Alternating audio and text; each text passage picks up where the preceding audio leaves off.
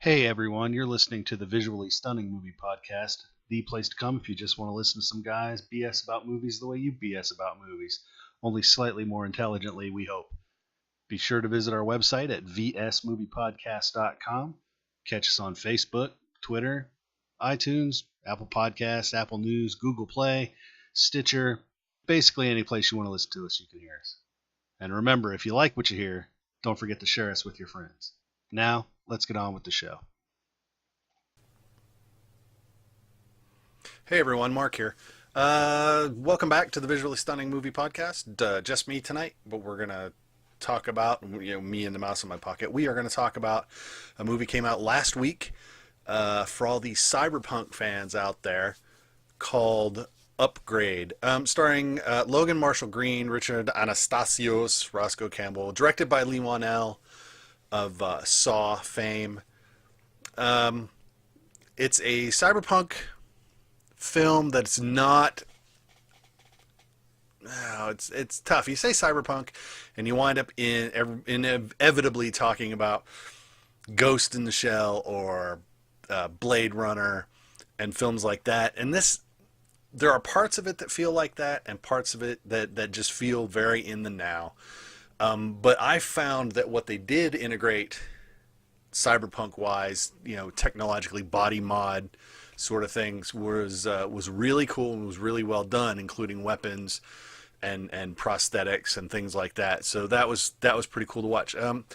Stars Logan Marshall Green, as I said, and every time I see him, I cannot help but think he's like an accent-free Tom Hardy. I always, for a second, when he first comes on, I think, is that Tom Hardy? And it's not. He's been in movies like Alien, Prometheus, Devil, Spider-Man: Homecoming.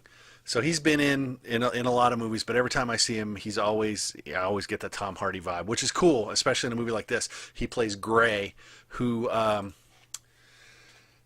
doesn't like the technological level of the world, so he stays as primitive, quote unquote, as he can. He's not chipped for his identity. He doesn't have any prosthetics. He's a big believer in using his hands and getting dirty and all that good stuff. So the movie unspools. His wife is killed, and he is left a quadriplegic. But one of his clients, for whom he restored an old internal combustion engine sports car, Reed Firebird,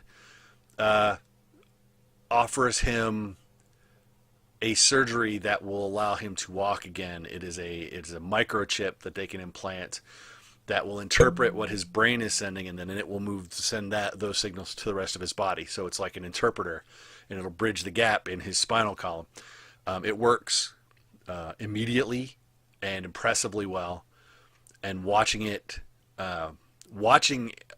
him move with the chip is a noticeable difference between normal human movement for the most part. It's not as fluid. It feels, there are parts of it where you feel like you're watching the original RoboCop with that sort of very mechanical set of motion. But it really does play into the fact that the chip is learning. As he's learning to deal with the chip, it's learning to deal with human motion and whatnot. But it also the chip allows his body to do things that we couldn't normally do, in terms of fighting and motion and dodging. And you see some of that in the trailers, which is pretty cool. He's trying to figure out who killed his girlfriend. The chip decides to help him. Conspiracy layers upon conspiracy layers, drilling down, finding the man who killed his wife. And eventually we get to the end of the film. We won't discuss the end of the film. It doesn't end the way a film like this might normally end, or that you might think a film like this might normally end. And that's okay. I was completely okay with that. It's just, it's not neat. I can tell you that. It is a little dirty at the end. Not quite the way you expect it to go, and yet very, very satisfying as a film viewer. I was very satisfied. So is this original Blade Runner quality? No, I mean, but again, I always hate comparing things to Blade Runner because that was just so groundbreaking. It's almost not fair because movies might actually be better than that, but you're comparing it to what is the quote unquote gold standard for cyberpunk.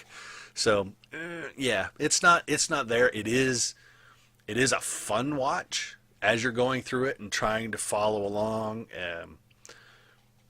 The clues are there as they are in most movies. They don't spring anything on you, which is nice. They don't just bring something in at the last minute to make it make sense. So that was very satisfying. So I'm going to tell you to go see it. If you're a fan of action movies, because it's got action. If you're a fan of cyberpunk, by all means, go see it.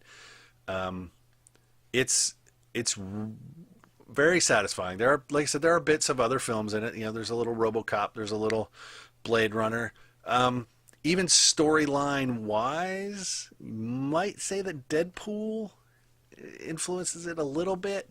But even despite that, it's not cobbled together. It's put together with things that you'll recognize from other media. But I think it does it in a very creative way and in a very realistic way, as realistic as it can be, with cyberpunk. So go see it. I'm going to give it like a 6.5 out of 10. So that's, I mean, maybe a 7 depending on your mood. It was fun. I wasn't disappointed in this film at all, which of late I've seen a few that I've been disappointed in, but this one didn't disappoint me at all. So there you have it. So till next time, we will see you around. Bye bye.